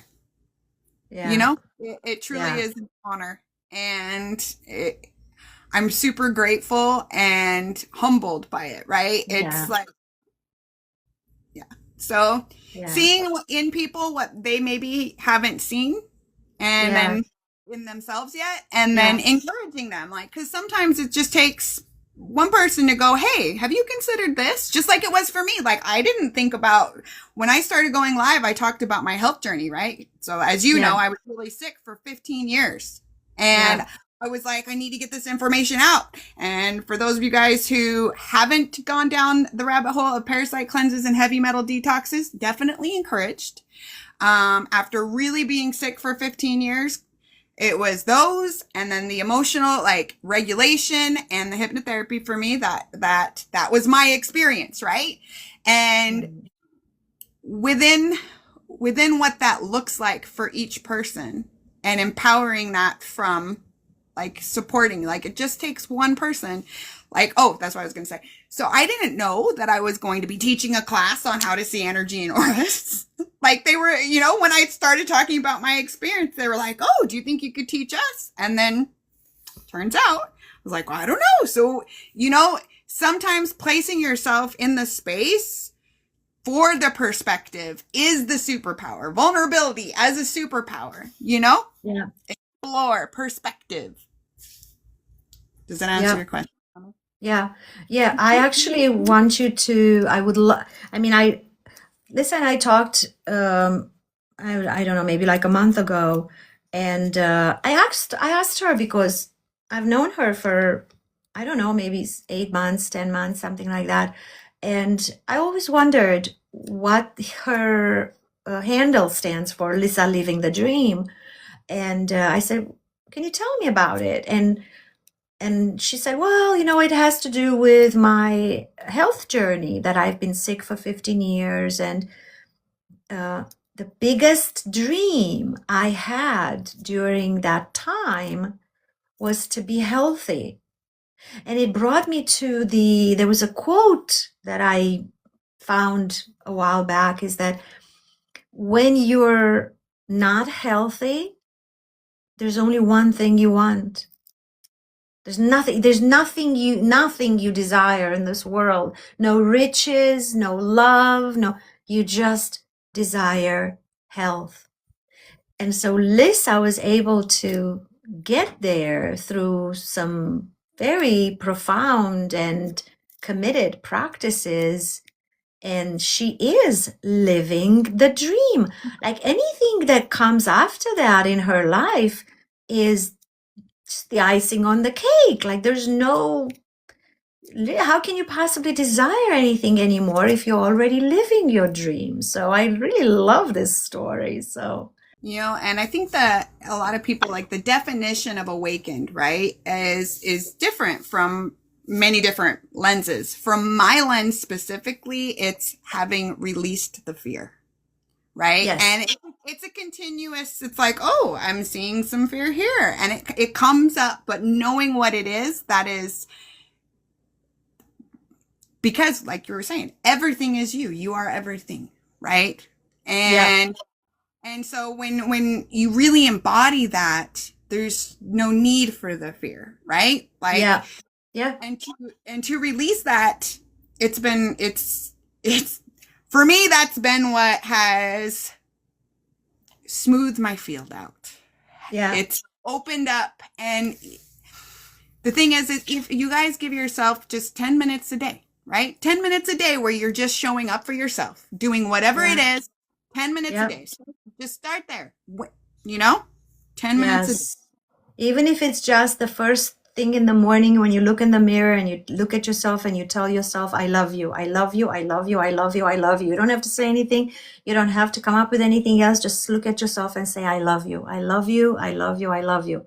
And by the way, Lisa, we have Bertha here, and I'm going to invite her. I'm going to tell her right here if you would like to join us. Now, she is a powerhouse right here. I send the invitation. I keep on pushing it, and I'm like, I'm poking at it. But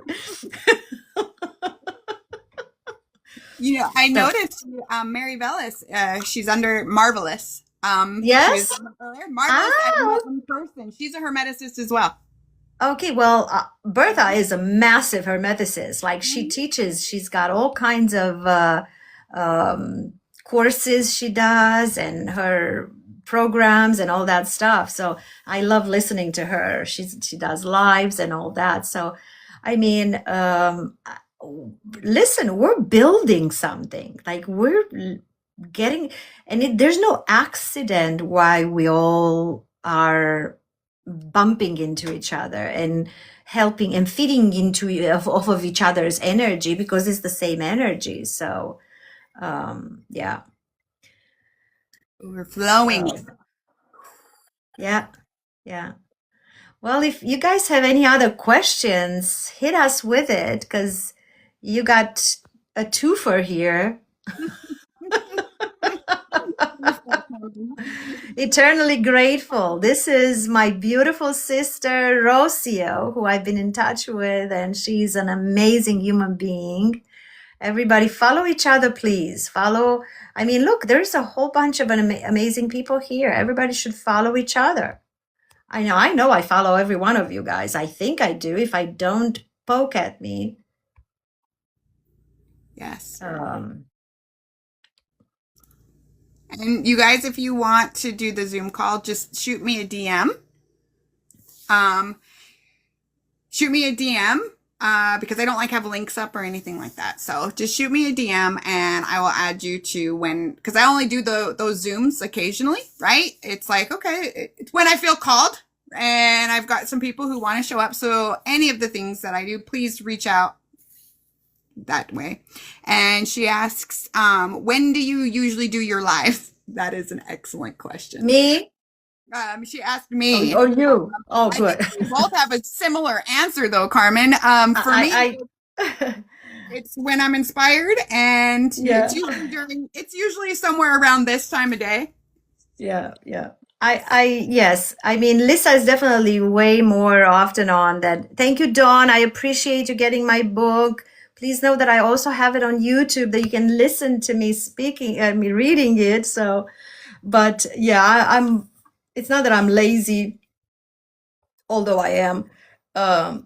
But I just don't want to commit to anything. I was saying to Lisa a while back when she asked me when I do my lives, I said, I've been so committed to so many things in the first part of my life that I decided I don't want to commit to anything anymore. I only commit to me. And committing to myself means that I don't put pressure on myself and I don't want to schedule and whenever I feel like tonight, I just felt, in fact, tonight, the only reason why I came live is because I was putting pressure on myself to do a script. I'm working on a script about a new video that I want to create. And it has to do with becoming enlightened without shadow work, because it's possible. I figured out that it's possible, it's a little out there. It requires kicking it into the seventh gear of crazy, but it's possible, right?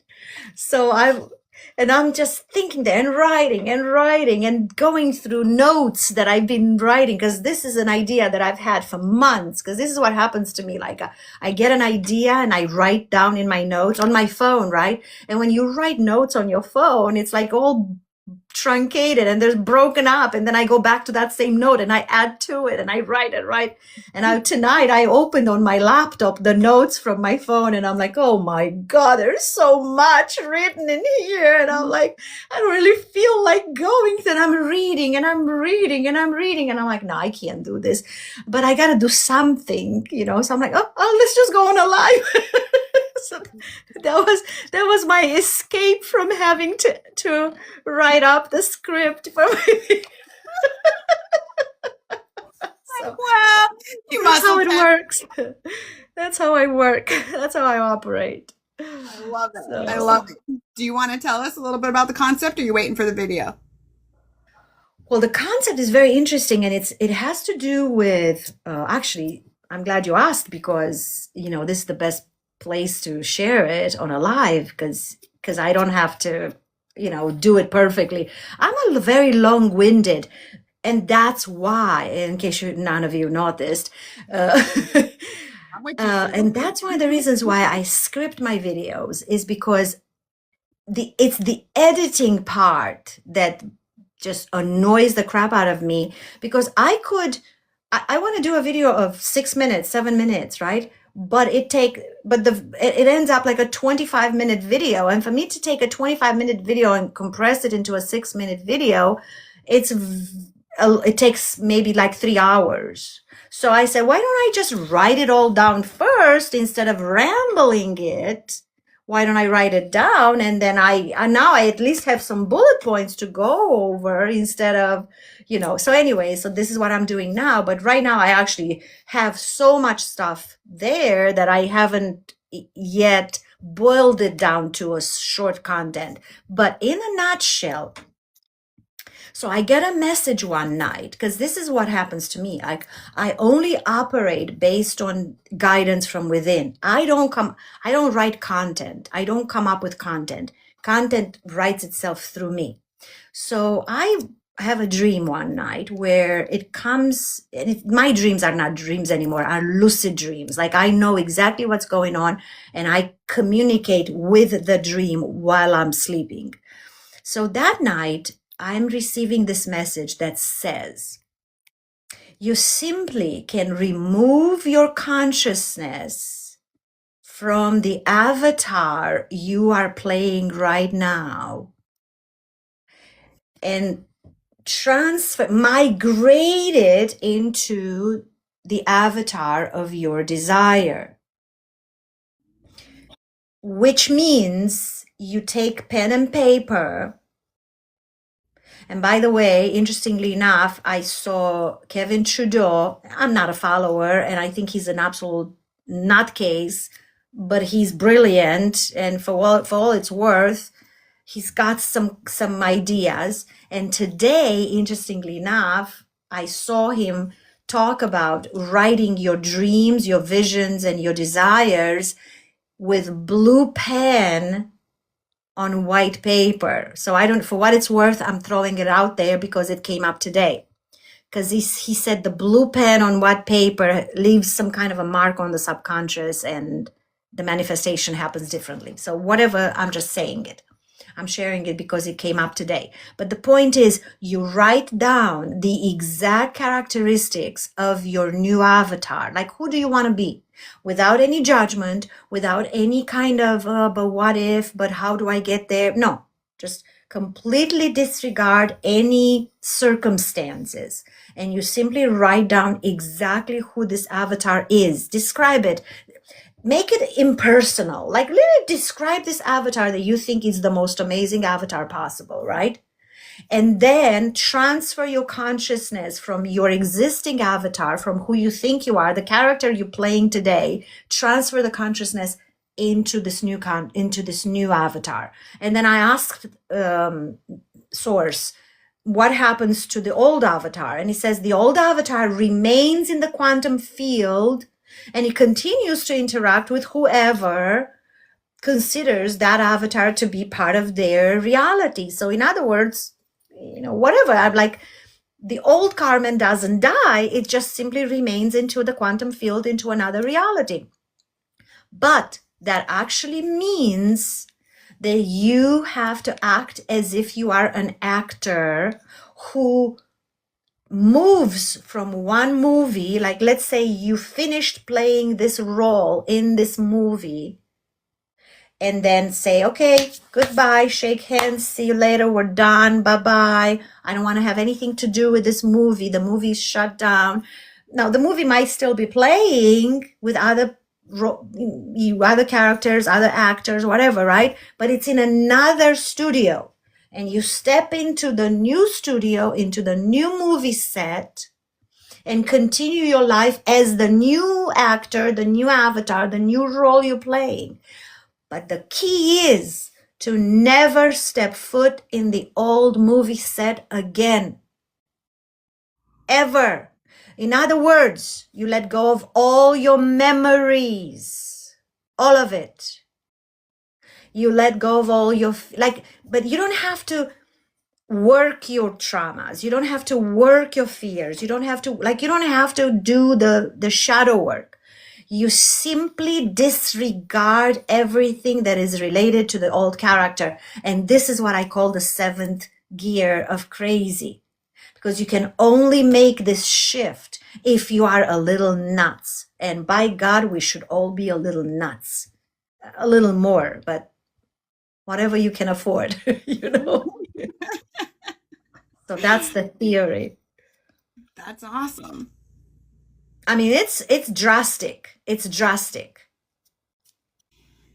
So what I'm hearing you say is to, like, my perception of this, right, would be to completely, like, thank that last character. Thank you. Okay. Yep. Got it. And now engage in the now with what this is. Yeah. Right. So, yeah. And when you're releasing, when you're not stepping back into that old avatar, right? You don't talk about it. You don't think about it. You don't remember it. None of it. None of it. You simply act like the new. Now, can you bring certain elements from the old avatar? Yes. What elements do you bring? Only the ones that make you feel good. like your Borsec sparkling water. You see, my old avatar loved this water, and guess what? My new avatar loves this water too. Why should I deprive myself from drinking that same water that I used to love in the past? You see, but it's not necessarily because you let go of all the memories that are not serving you. Anything that is not serving you, you let go of. But don't visit them again. Don't visit them again. Which means you're not allowed to hang out with a friend and say, oh my God, when I was growing up, my mother used to do this. You can't do that anymore. Yes.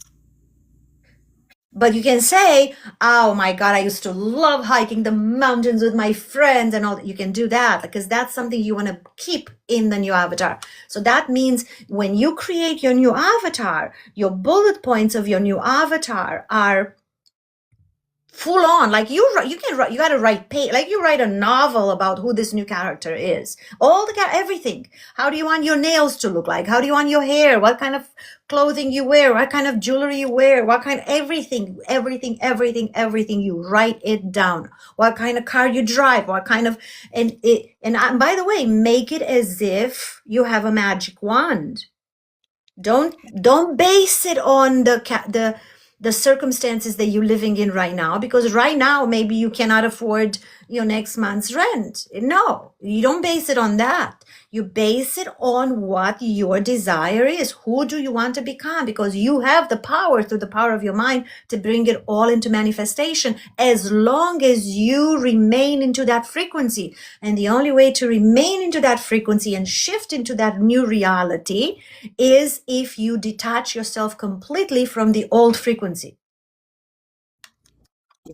Release, release, release. It's one of the questions I like to ask, what do you need to believe in order to tell yourself a preferred narrative? So any of the beliefs that would have kept you in the past, kept you in an unpreferable way, right? You identify those, release, and then preferred narrative. Let's write it out. Let's go through it. Let's feel it. Yes, feel it. Feeling is the secret. That's right. Yes, yes. Yep. So it's difficult because, it's difficult, but it's not impossible, because you have to master the concept of shifting from victim consciousness into at least the manifesting consciousness. In other words, you would have had to at least move from the lowest level into the next, because you have to move from the idea that life happens to you. Because if you stay in that frequency, then you're going to constantly bring up what happened to you. Because, but he did this, and why did he do that? And why am I this? And why am I supposed to, why me, and why me, and why me? You see, if you haven't moved from that consciousness, it's not going to happen. Yes. Yeah. Everything is possible, you guys. Everything is possible. Yeah. All of it. Yeah. Imagine it into your reality. Like all of the things that you are imagining now is what is your reality. It's your reality created by belief. And it's so fun when you're like in the now and looking at what the universe is supporting you. Like, here you go. Like, oh, this is where I'm at. And just remaining open and curious and excited, Yep. So much fun. So much fun. And the one thing that we have to learn, and by the way, this is something that the Arcturian Council of Elders insisted upon. And by the way, if you want to listen the communication on chapter 10 that I had with the Arcturian Council of Elders, what they insisted upon is the one thing that hurts us the most as humans is self-doubt. This is the part that we have to overcome. Victimhood and self-doubt. Because self-doubt appears even if you have shifted from the victim consciousness. I mean, every now and then I get a glimpse of it too, and I'm like, are you kidding me?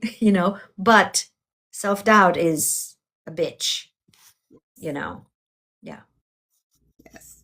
It's really Oh, fun when you go back through, right? And these circumstances, situations, people, awarenesses, all of these things present in a way that would have used to activated self-doubt, and you get to see yourself from the newer lens, from the now yeah, lens, from the evolved yeah, lens. yeah, So it's not that it doesn't happen, right? But it is that you get to see it from a new lens, and everything that is an opportunity within that, right? Like yeah, everything. So someone asked me recently, Lisa, is there always a positive learning you can take from the event? And I was like, so far, yeah, because even the unpreferable things show me what it is that is unpreferred. So I know what it is that I'm in alignment with. And it gives you yeah, the opportunity to go in and do the work, yeah, right? yeah, So, yeah, yeah. it, Yeah, well, it's interesting you say that because back in 2019, when I had my dark night of the soul, I'm going to call it, because that's when I woke up asking myself, who am I? It was really, I went into agony, like I was in a really bad shape because I was like, I don't know who I am. Like, who the fuck am I? And then I'm like, but who? Okay, I don't know who I am, but who? Okay, maybe I can find out who I want to be, right? Who do I want to? Like, I couldn't even figure out who I wanted to be. Like, what do you mean who I want to be? Like, I don't know how. Okay, I don't know that either. I don't know who I am. I don't know who I want to be, but I do know who I don't want to be. So if you don't know those, if you don't know who you are, and if you don't know who you want to be, you do know. There's no way you don't know who you don't want to be. I don't want to be treated this way. I don't want to be treated this way. I don't want to act this way. I don't want to have this happen. I don't want that. I don't. So make a list of what you don't want. And from there, you can shift it into what you truly want. So you got to go step by step. In other words, that little dial of the radio, when you want to catch the right frequency of the channel that you want to be on, you're not gonna go whoosh, whoosh, whoosh, whoosh. You're gonna go a little bit, a little bit, a little bit until you get it. So just go tiny, tiny steps at a time. yes. And to add to that metaphor too, you know how you guys, when you get the little tiny, those little steps, like it's so, like say 101 point, whatever, right? And you know how sometimes you are at that point and then you'll be driving and you'll just get to a spot where it's not quite clear, right? Sometimes it just takes that perspective switch in that fine tuning, right? Zoom out, look Yes. at it from different angles, right? Look at it from up around all the way around, because it might just be this spot that's going to tune into that. So, Exactly. And I wanted to add one other thing that just came up for me, and it comes from I used to be a student of Tony Robbins. And one of the things that he said, and it really stayed with me because it's really impactful, because in life, and this is where self-doubt comes in, because we keep on trying and doing and trying and doing, and we don't really see results right away. And a lot of people give up because they don't see results right away. But here's what Tony Robbins said. He said, take a golf player, you know, and if they have a good instructor, right? Like, let's say an instructor can tell right away, oh no, if you hit it in right now in the position that you're in, it's going to end up in the trees. And the guy's like, how do you know? Like, I'm here and the trees are, I don't know how many yards away. And the instructor knows, and the instructor says, okay, well, here's what I want you to do. I want you to just shift literally 2 degrees this way, like 2 degrees, like not like shift your body just to 2 degrees, which doesn't seem like a big shift. But in the long run, in the hit ends up like whoa, different from where it was gonna end, which is where you wanted to end. And through and as an analogy, the exact same thing happened in our lives.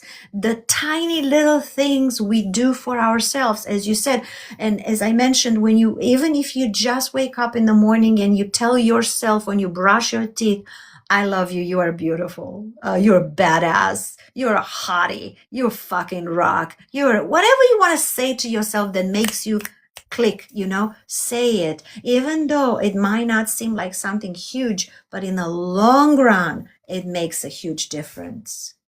It is. When I was really sick is when it was the very first time I heard living the dream, right? And I was really sick. I was going through divorce, all of these things. And I had asked somebody how they were, right? And they were like, oh, living the dream. And I was like, oh, and I just, during that time, I started using that, right? And I would say living the dream, and then I'd wait for it, and I'd say mastering sarcasm, right? Afterwards. But here's the thing, you guys, your subconscious mind does not understand sarcasm. It's very, very literal. So, and I've never been good at sarcasm anyways, but it after saying it for so long, living the dream, living the dream, living the dream, I don't say the mastering sarcasm anymore. So in that long term, right? Like I had no idea what I was doing. But you were guided to say it, and it actually took you to be living the dream. Yeah. And it's funny you say that because, and I really want to point that out, what Lisa just said, the subconscious mind does not understand jokes. And it's the subconscious mind that aligns all the stars to make things happen for us. So, sometimes people say, oh, I'm just a dork. I'm such a dork, or I'm such a klutz. And if you point out to them, don't say that about yourself. Oh, I'm just kidding. Guess what? The subconscious mind does not make a difference between joke or speaking straight up. So you better don't joke about yourself. Do not joke about yourself because it's not going to help. Yeah. Yes. In this case, it did because you were actually saying the right things. But if you say anything negative, if you want to joke about yourself in a good way, like Lisa said, oh, just living the dream, say it. Say it. It will actually help you. Yes. Yeah. If you guys are around people who are having that self-deprecating languaging, you can literally just tell them, hey, don't talk like that about my friend, please. Yeah, I like that. Yes. Yeah. Yeah, I love it. Well, listen, you guys, it's already getting pretty late over here. It's 12 o'clock at night, and I really, really appreciate you all being here. Lisa, I love you being here, and I always enjoy sharing the screen with you and the wisdom with you. And what I think I might do, I know it's a little late, but I want to finish this, and I know there's only about 40 some people left, but I would really love to finish reading this book so I can get it out of my commitment list. Okay, girl, because I only have like 3 chapters left, so yeah, it's done. Like this is that's it. That's all there's left, from the whole thing. And there's just 3 chapters, very short, so I'll probably be done in half an hour. But I want to get it done so I know it's all posted, because I have been sending a lot of people to YouTube to listen to it. But I know there's 3 chapters missing, so I'm like, I kind of feel like, oh, but just 3 chapters missing, so I want to have it done.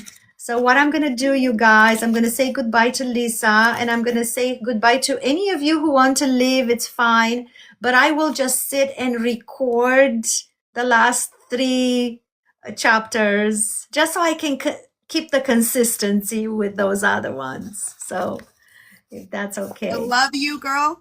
I love you. I appreciate you being here. I thank you all for being here. Thank you all for the beautiful questions and for the support and for the gifts. and I'll see you all soon. I hope you all have a wonderful holiday if you celebrate or not. I'm not buying into any of this baloney thing anymore, but if you do, you do. Have fun and don't let them push your buttons if you hang out with the family. Absolutely, 100%, guys. You can look at it all as an opportunity. You know, what is on your menu today?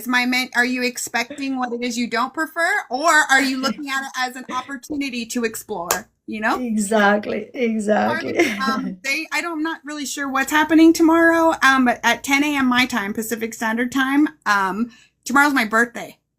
Tomorrow's your birthday. Oh my God, happy birthday. It's your birthday already in Romania, it's already your birthday, Lisa. So woohoo!